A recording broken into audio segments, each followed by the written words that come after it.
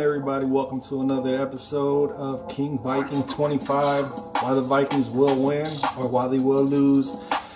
I know it's the bye week, but I still got to do my weekly videos for you guys. Thank you for the tune-ins. Thank you for the clicks. You know, just got to get that out the way.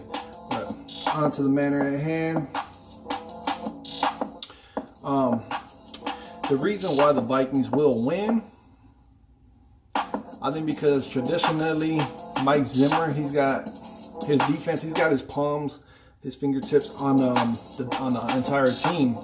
He's well established. That team is an imprint of like an identity of what Mike Zimmer wants the team to look like.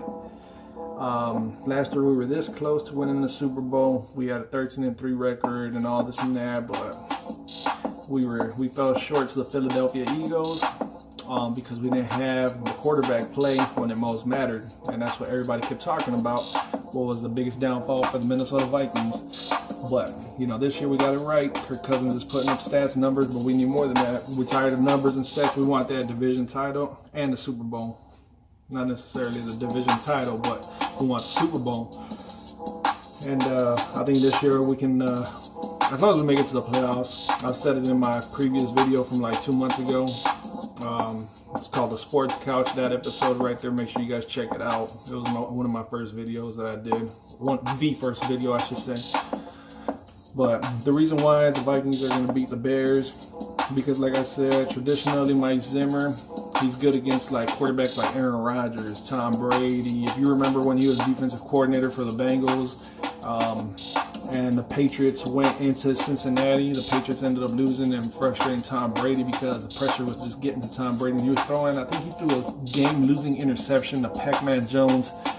Granted, we don't have a Pac-Man Jones over here in Minnesota, but we've got the same amount of skills and abilities over here on the defensive side. We got every player like next man up mentality. Like Xavier Rhodes went out, and Holton Hill came out of nowhere, and he played good like a starter should.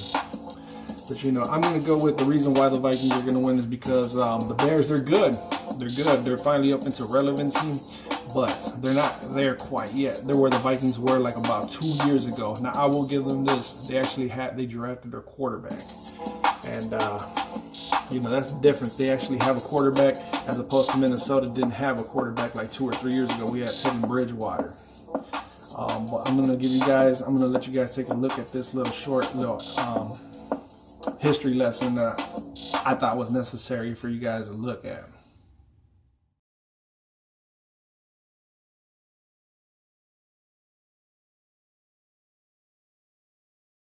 I thought that was pretty helpful for you guys to understand the history of the Minnesota Vikings and Chicago Bears. So with that, I'm going to go with the Minnesota Vikings winning because, you know, we're like this much ahead of the Chicago Bears, and the Super Bowl is like right there at the top of the screen. So, you know, we're almost there. We just got to get through the playoffs, and then the Super Bowl is right there for us.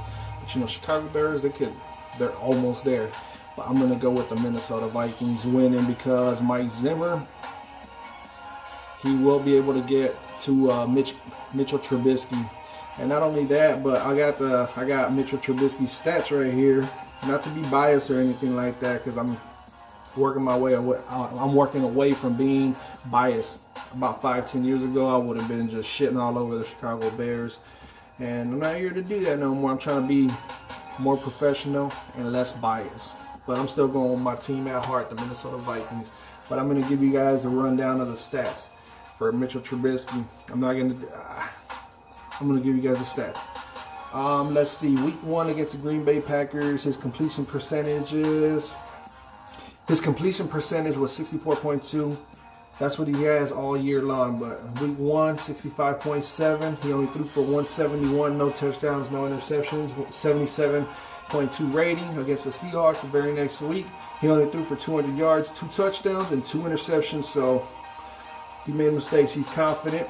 He's not scared to make mistakes because he also gets rewarded for taking mistakes, for just going out there and being a gunslinger. All right. Next week after that, 220 against the Cardinals, no touchdowns, 1 interception. He's still growing. But then the week after that against the Buccaneers, he tormented the Buccaneers defense. 354 with 6 touchdowns and a 154.6 rating. The Miami Dolphins after that, another good game by Mitchell Trubisky. 316 yards, 3 touchdowns and 1 interception with a 122.5 rating. Wow. And then after that, the New England Patriots, another good game. Boy, ripping off these 300 games against the New England Patriots. 333 yards, 2 touchdowns and 2 interceptions, 69.8 rating. And then a week after that, the New York Jets, they got a good defense. They just got a bad, they just like the Bears are working with the rookie quarterback. But the Jets, he threw up 220 yards, 2 touchdowns, no interceptions. Damn good game right there, if you ask me. Got the job done. 102.7 rating. And then last but not least, the Buffalo Bills, 135 yards, not that good. 1 touchdown, 1 interception, that's bad. 76.0 rating. And then, yeah, like those stats right there. And then the Bears are leading the division. They're 5-3. We're 5-3-1. It's in Chicago, but I'm gonna go with Minnesota on this one. I just don't see Mitchell Trubisky outdoing Mike Zimmer's strength against his defense, and the defensive line is coming together. We're running the ball a lot better. We got Dalvin Cook back. Kirk Cousins has to do a little less. We're still paying him a lot of money, so we can still expect him to throw 250 to 300 yards, about 2 touchdowns a game, maybe 3.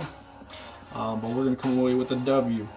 No disrespect to the Chicago Bears. I respect you guys' movement. You guys were great for the pull on Khalil Mack. I was a high doubter on that, but it's paying off for you guys. Now you guys just got to build around Khalil Mack. You guys are doing a great job. Kudos to the Chicago Bears. You know, it's going to be a great game here soon. But I'm going to go with Minnesota winning that game. Give you guys a prediction. It's in Chicago. Minnesota always struggles in Chicago. It's a division game. But it's all or nothing, Super Bowl or bust for Minnesota. I'm going to go with Minnesota winning. It's hard to pick this one. It's going to be a defensive battle. I'll go with Minnesota winning this one like, I'll throw a curveball at you guys. 18-13. You don't really see that, do you? But it's going to happen. Minnesota 18, Chicago Chirac 13. Shit, it's gonna happen. Watch.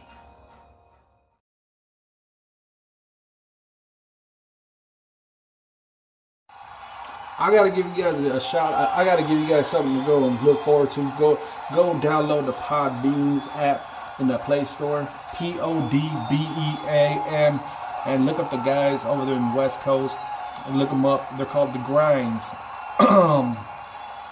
Make sure you guys look for them. They give you the weekly predictions and weekly recaps for the previous week.